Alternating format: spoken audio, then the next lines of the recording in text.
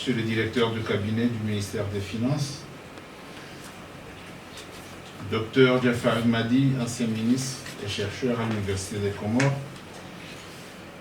Messieurs les auxiliaires des douanes et représentants du secteur privé, Messieurs les responsables de la société civile,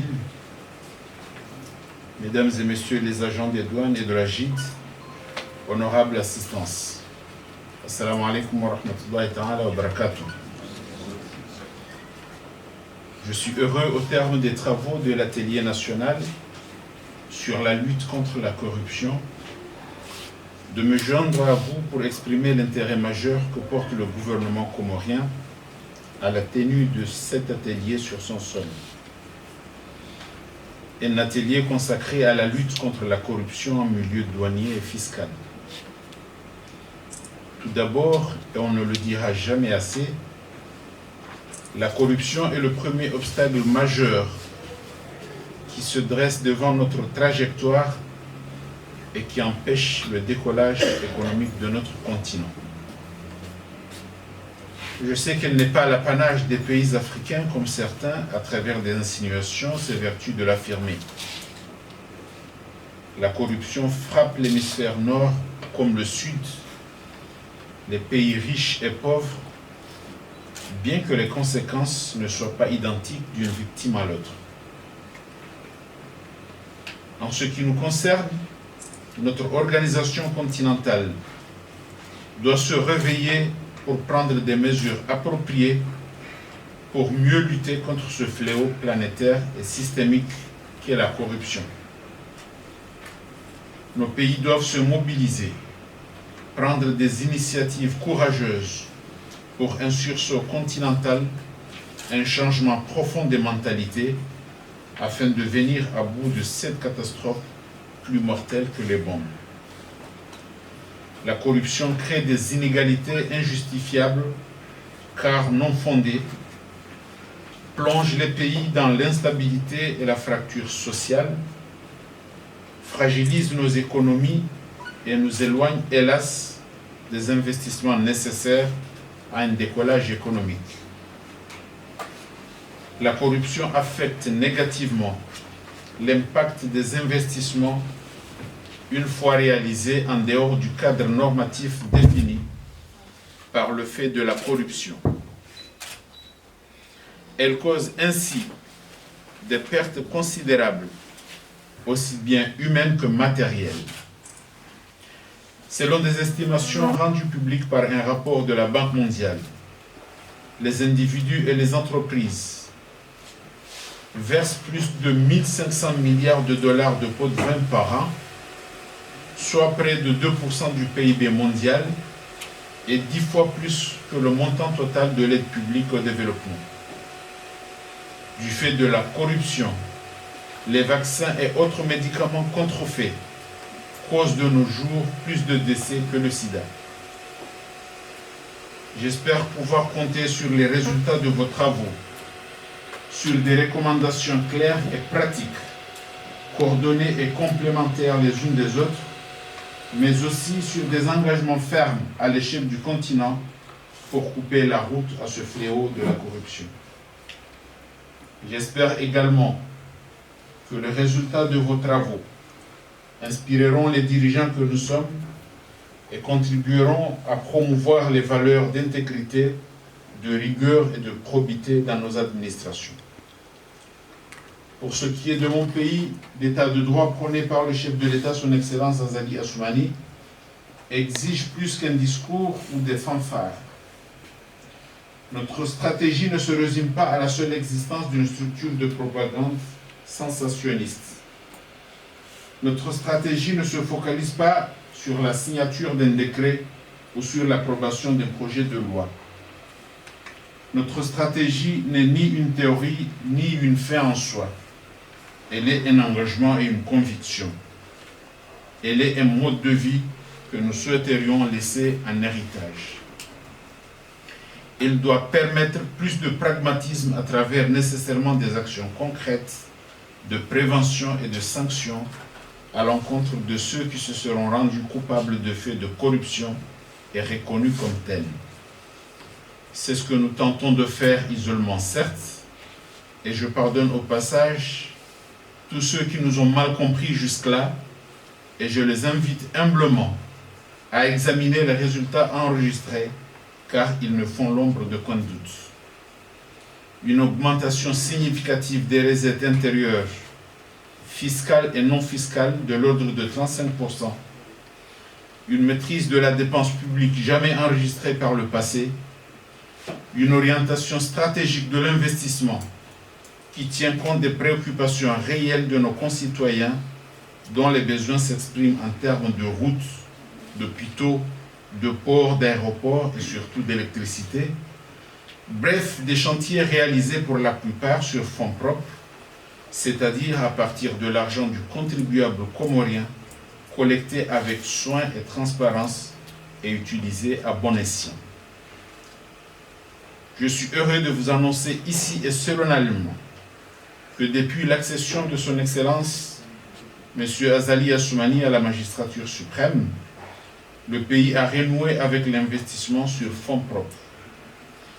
Voilà en quelques mots, et s'il en était besoin, certains de nos résultats que nous améliorerons certainement, car désormais riche des enseignements de cet atelier. Le chef de l'État n'a de cesse de marteler. Il a même rappelé dans son allocution d'ouverture de cet atelier que la corruption est une gangrène, un frein au développement, c'est-à-dire une entrave au bonheur auquel nous aspirons tous. Notre pays ne peut pas se fixer un destin d'émergence et rester indifférent à cette problématique d'actualité.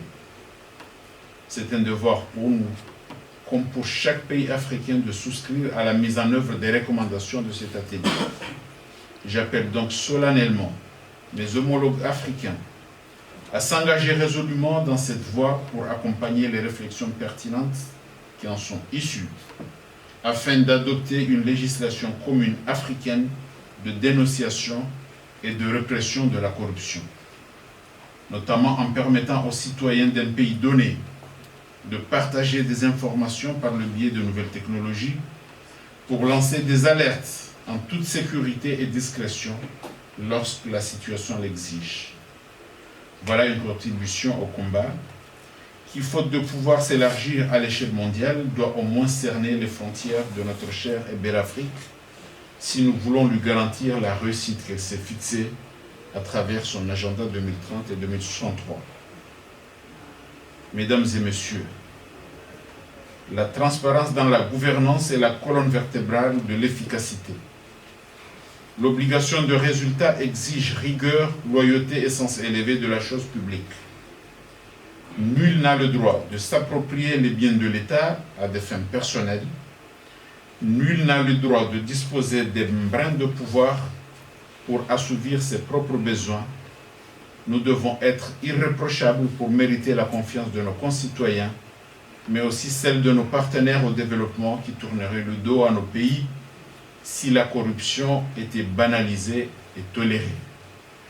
Nous devons toujours améliorer pour garantir à l'État davantage de crédibilité. C'est notre responsabilité commune, notre devoir en tant que décideurs de promouvoir l'équité, de traquer les mauvaises pratiques dans toutes les strates de la vie administrative, économique et sociale. Mesdames et messieurs, pendant 2 jours, vous avez avec méthode décortiqué la problématique de la corruption, examiné toutes ses facettes, insisté sur celles commises ou susceptibles de l'être en milieu douanier et fiscal. Je salue ce travail si riche et si profond, fourni par des hommes et des femmes avertis, car connaissant les rouages de nos administrations. Vos recommandations seront examinées minutieusement et doivent nous guider lors de l'élaboration des stratégies nationales en matière de prévention et de répression de la corruption en milieu douanier et fiscal. Mon souhait, je le répète, est de le voir érigé en législation continentale. Cet atelier tenu en Union des Comores et qui a vu la participation des plus hautes autorités du pays, au premier rang desquels le président de la République, son Excellence Azali Assoumani, fut une réussite. Il a le mérite de rassembler autant de participants de divers horizons et d'expériences variées. Nous fondons l'espoir qu'il trouvera l'écho nécessaire pour atteindre tous les recoins du continent en particulier. Soyez les vecteurs de ces enseignements et les témoins de notre détermination en faveur de ce combat. Mon mot de la fin ira à l'endroit des organisateurs de l'atelier qui ont su, malgré nos insuffisances, créer le climat favorable, rassembler la logistique nécessaire pour permettre de produire un travail de qualité.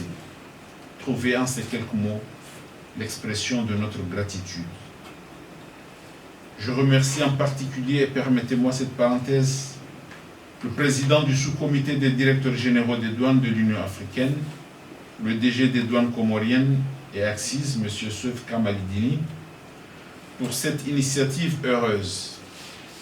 Je sais son engagement et sa détermination, et surtout son implication dans le processus d'intégration économique de l'Afrique.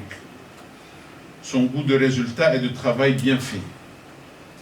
Il a rehaussé l'image des douanes de notre pays et il honore notre pays auprès de ses pairs de la Commission de l'Union africaine.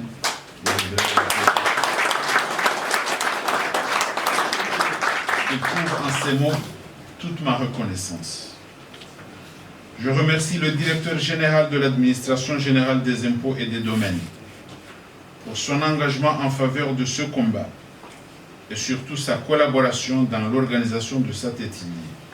Ils auront petit à petit les liens avec un passé récent, pas du tout glorieux, pour inscrire son action dans une vision de performance marquée par des résultats jamais enregistrés dans le domaine fiscal.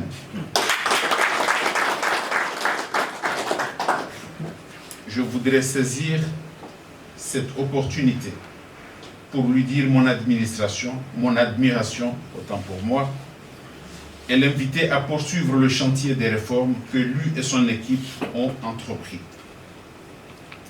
Je remercie également tous les participants qui ont donné le meilleur d'eux-mêmes pour permettre à cet atelier d'enregistrer les résultats escomptés et un éclat tout à fait particulier. Enfin, permettez-moi de m'acquitter d'une lourde charge, ou comme on dit, de me dédouaner devant les douaniers que vous êtes. J'ai été chargé, et ce fut un honneur pour moi, de vous transmettre l'appréciation positive du chef de l'État sur les conclusions de l'atelier, ainsi que ses encouragements. Désormais, ces choses faites, à moins que ma déclaration ne soit entachée d'irrégularité et déclarée non recevable, ce que je ne pense pas, j'avais un bon transitaire. La facture et toutes les pièces exigibles y sont jointes. Mesdames et messieurs, sachez que chaque chose a une fin, et c'est le cas de cet atelier national sur la lutte contre la corruption en milieu douanier et fiscal que je déclare clos en ce moment même, et je vous remercie.